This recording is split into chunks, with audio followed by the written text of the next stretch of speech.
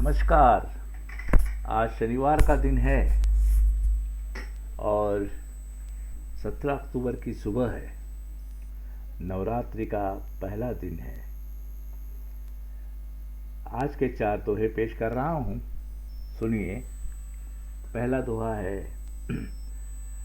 नक्शा बदले देश का लोग न बदले जात, हर प्रकार के घट बने माटी गुण न गवात।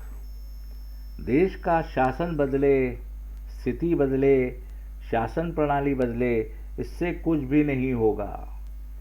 समस्याएं बनी ही रहेंगी, केवल उसके रूप बदलते होंगे। सवाल देश का नहीं, उस मनुष्य का है जिससे देश बनता है। मनुष्य अंदर से विभाजित है, अशांत है, संघर्ष में है, हिंसक है, कल्पनाओं और धारणाओं के गिरफ्त में है, विभिन्न भेदों से बटा हुआ है, असुरक्षित महसूस करता रहता है। जब तक माटी का गुण न बदले, मटकों के या जो घट हैं उनके आकार बदलने से कुछ नहीं होता।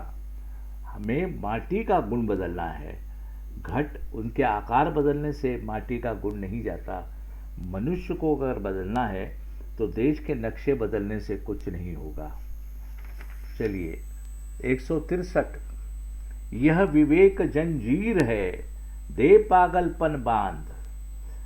हर आदमी ये मानकर ही चला है कि हर आदमी जिस समाज में आने के बाद, समाज की व्यवस्था उसके ऊपर आ जाने के बाद, आदमी का मूल उसका स्वभाव है वो जो भ्रष्ट हो जाता है और वो उसका समाज अनुकूल स्वभाव बनता है। तो यह विवेक जंजीर है, उसके लिए विवेक तैयार किया गया, उसको नीतिमत्ता सिखाई गई है, उसे हर चीज़ की समझ पैदा कर दी कि हमें कैसे रहना है, कैसे बर्ताव करना है, कौन सा आचरण विवेकशील है और कोई विवेकशील नहीं है, यह विवेकपूर्ण है और कोई विवेकपूर्ण नहीं है, ये सिखाया गया है। गर आंखों में रोशनी होत न किया आंध, यह विवेक जंजीर है, दे पागलपन बांध। और गर आंखों में रोशनी होत न किया आंध, अंधी आंध। सारी अनैतिकता, संघर्ष, पागलपन इस वजह से नहीं है कि लोग नैतिकता धारण किए हुए नहीं हैं। काफी नैतिक हैं लोग, नैतिक बचपन से ही नैतिकता सिखाई जाती है। लोगों का पागलपन इसलिए बरकरार है क्योंकि वे नींद में हैं, लेकिन फिर भी वो पागल की तरह बर्ताव क्यों करते हैं? इसलिए करते हैं क्योंकि वो नींद में हैं, जागे हुए नहीं हैं, सोए हुए हैं और इस तरह अंधेरे से घिरे हुए हैं। अंधेरे से लोग घिरे हुए हैं और इसकी वजह से उनके आचरण में जो है अस्पष्टता है और लड़खड़ाहट है, क्योंकि अंधेरे से घिरे हुए हैं। जिन्होंने खुली आंखों से दुनिया देखी और खुद को देखा, सारे भ्रम और माया के जाल देख लिए, वे अहंकार से मुक्त हो जाएंगे और फलतः सारी अनैतिकता अपने आप बिना प्रयास ओझल हो जाएगी। किसी नैतिकता के बंधन से बांधने की जरूरत नहीं होगी। आदमी स्वभावतः ही नैतिक रहेगा। अब तीसरा दोहा।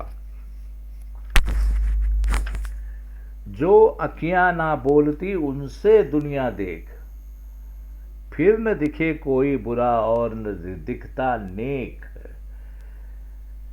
जो अखियां ना बोलती उनसे दुनिया देख और फिर न दिखे कोई बुरा और न दिखता नेक। आदमी आदमी की तरह दिखता है, अच्छा बुरा नहीं दिखता। ध्यान से स्वयं और दुनिया को देखने वाला, अपने को और दुनिया को ध्यान से देखने वाला स्त्रस्त भाव से सब कुछ देख पाएगा। अच्छा और बुरा के विश्लेषणों या विशेषणों से मुक्त होकर तथ्यों को देख सकेगा। ध्यान साक्षी भाव से होना जरूरी है। जिस ध्यान में, अब ये साक्षी भाव को थोड़ा मैं स्पष्ट कर देता हूं। काफी लोग ये शब्द यूज करते हैं, साक्षी भाव। साक्षी भाव का मतलब जहां कोई देखने वाला न हो फिर भी दिख रहा हो, ऐसी अवस्था। कोई भी देखने वाला नहीं हो है लेकिन दिख रहा है, ऐसा उसी अवस्था को साक्षी भाव कहते हैं। इसका मतलब है कि जब सृष्टि ही देख रही होती है, ये व्यक्ति नहीं देख रही होती, जब तक व्यक्ति देख रही होती है साक्षी भाव नहीं रहता, कर्ता भाव रहता है। और जब सृष्टि देखती है पूरी की पूरी तो उसको कहते हैं साक्षी भाव।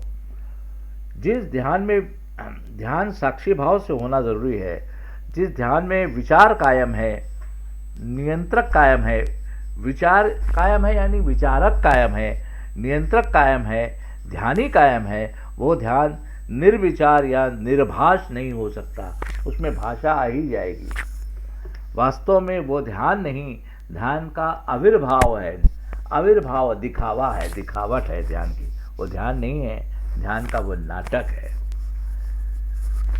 अखियां बोलती का मतलब मैं आपको थोड़ा समझा देता हूं। अखियां बोलती क्या होता है, हमको ऐसी आदत पड़ गई है, जिस चीज को हम देखते हैं या दिखने लगती है हमें, हम उसको ठीक से देख ही नहीं पाते कि उसके बारे में हमारा कोई ओपिनियन, हमारा मत, हमारा आशय, हमारा अभिप्राय, हमारी प्रतिक्रियाएं थड़ से बाहर आ जाती है, दिखने के पहले ही आ जाती है, और वो चीज को पूरा पूरा देखने ही नहीं देती।